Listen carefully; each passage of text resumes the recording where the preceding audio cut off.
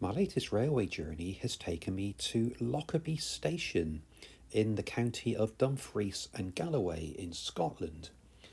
It's on the West Coast Main Line between Carlisle and Glasgow Central. It's 75 miles south of Glasgow and 324 miles north of London Euston. The station was opened with the first section of the Caledonian Railway's main line from Carlisle in September 1847.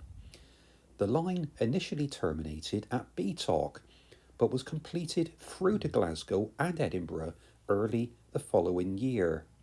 There was also a branch line from Dumfries via Lochmaben, which was completed in September 1863.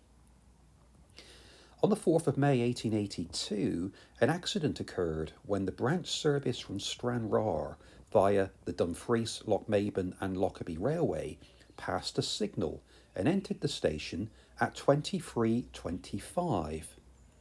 It collided at low speed with a goods train already on the northbound line. This collision, though minor, forced carriages from the goods train onto the southbound line and into the path of the speeding Glasgow Express, which smashed into the wreckage and derailed onto the station platform. 7 people were killed, including the driver and fireman of the express. The guard from the express ran down the line to warn another approaching train of the accident and prevented a further collision. The branch line to Dumfries was closed in 1952 but retained goods traffic until it finally closed for good under the Beeching cuts in 1966.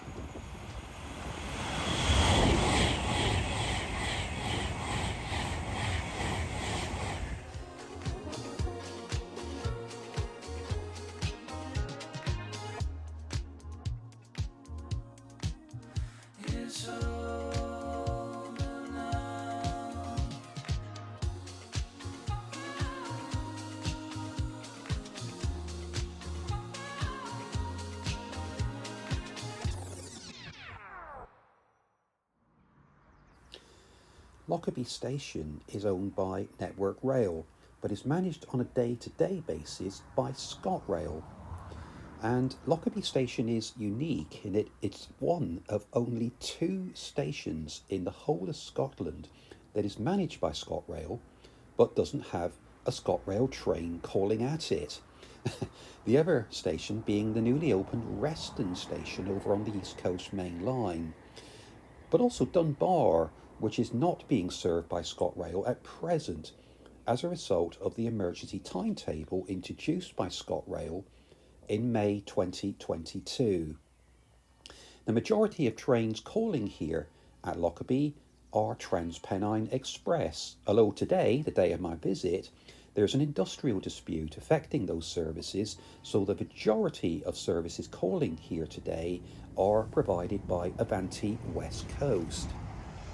Passenger numbers, well, they were averaging around 250,000 passengers a year, but those numbers dropped significantly when the pandemic hit the country in 2020, when numbers fell to 34,500.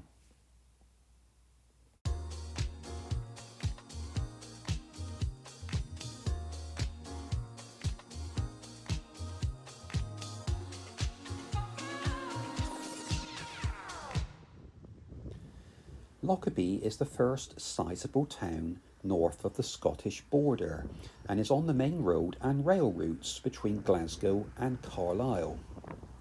It has an agricultural past and was once home to Scotland's largest lamb market. Much of the town is built from red sandstone, and the town hall stands out with its majestic clock tower.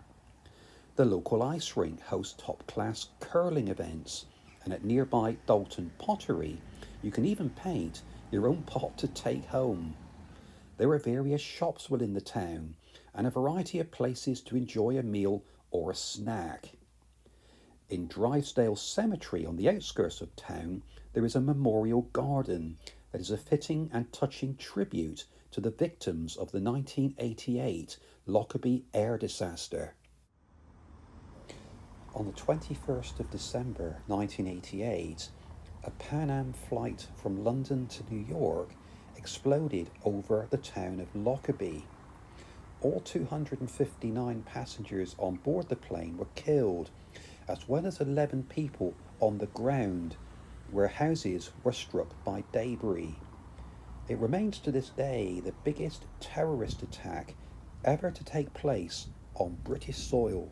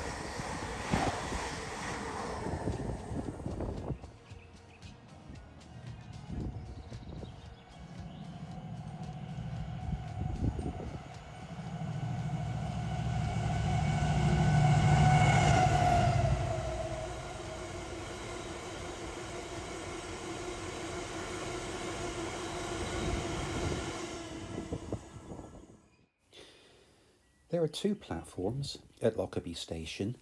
Trains heading north for Glasgow and Edinburgh depart from Platform 1, which is beside the ticket office, and trains heading south towards Manchester and London Euston depart from Platform 2. There's a footbridge with accessible lifts connecting the two platforms, as well as bike parking and an accessible toilet within the ticket office. Lockerbie Station is Category A and it has step-free access to both platforms. There's also a passenger assist meeting point in the ticket office, which is staffed throughout the week. Well, this has been my first visit to Lockerbie Station. I've really enjoyed it. We've seen trains today primarily from Avanti West Coast due to the industrial dispute affecting TransPennine. They do provide the majority of stopping services normally at this station. And we've also seen some interesting freight trains from direct rail services and also Collis Rail.